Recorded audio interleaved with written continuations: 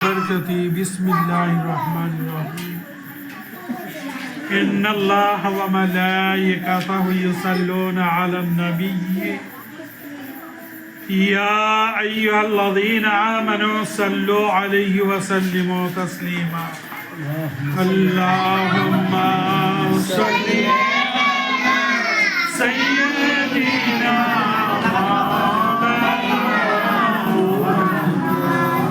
وعلى آل سيدنا شفيعنا مولانا محمد حبيبنا شفيع. حضرات، عمل کے تعلق سے علامہ ڈاکٹر اقبال نے کہا، عمل سے زندگی بنتی ہے جنت بھی جہنم بھی. عمل سے زندگی بنتی ہے جنت بھی جہنم بھی. یہ خاکی فطرت میں نہ نوری ہے نہ ناری ہے. اگر ہم لوگ چاہیں تو اچھا عمل کر سکتے ہیں، نیکیاں کما سکتے ہیں. اللہ کے نبی، آپ کے نبی، ہمارے نبی، ساری کائنات کے نبی جناب محمد الرسول اللہ صلی اللہ تعالی علیہ وسلم ایک رات نماز عشاء کے بعد جب صحابہ کرام نماز پڑھ کے چلے گئے، تھوڑے سے بیٹھے، اللہ کے نبی ارشاد فرمائے، کچھ رات زیادہ ہوئی تو وہ لوگ بھی اٹھ کے چلے گئے. آخر میں حضرت علی مشکل کشا، خیبر شکن، آفتاب زمن، داماد مصطفیٰ، شیر خدا رہ گئے اور آپ بھی اٹھ کر کے جانے لگے.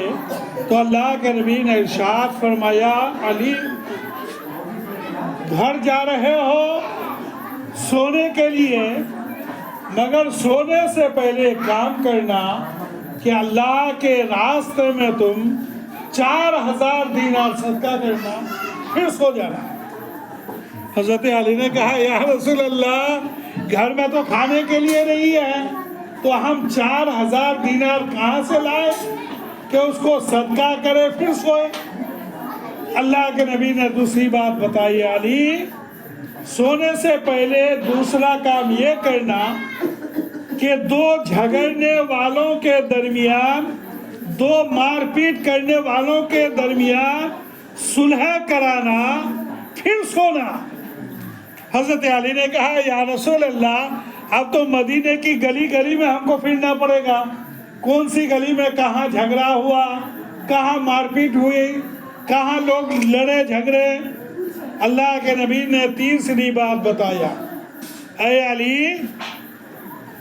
سونے سے پہلے تم جنت خرید لینا، پھر سو جانا. اللہ کے نبی کی بارگاہ میں حضرت علی نے کہا، یہ اللہ کے نبی، جنت تو بکنے والی چیز ہے نہیں، پھر میں جنت کہاں سے خریدوں، پھر بستر پہ سو. اللہ کے نبی نے چوتھی بات بتائی کہ علی چوتھا کام کرنا پھر سونا. حضرت علی نے کہا، کیا یا رسول اللہ؟ اللہ کے نبی نے فرمایا کہ ایک قرآن رات بھر سونے سے پہلے قرآن عظیم کی تلاوت کرنا، تب سونا. حضرت علی نے کہا، یا رسول اللہ، جو حافظ قرآن ہے اس کو قرآن پڑھنے میں 6 سے 8 گھنٹہ لگ جاتا ہے، اور جو حفظ نہیں کیا، حافظ قرآن نہیں ہے، تو وہ پورا قرآن رات بھر بھی نہیں پڑھ پائے گا، تو میں کب سوؤں گا؟ اللہ کے نبی نے 5ویں بات بتائے کہ علی، تم حج کرنا تب سونا. حضرت علی نے کہا، یا رسول اللہ، میں حج کروں پھر سوؤں، یہ تو ممکن ہی نہیں ہے، اس لیے کہ حج کے لیے تو دین متعین ہے، انہی دینوں میں حج ہوتا ہے، اس کے علاوہ حج نہیں ہوتا.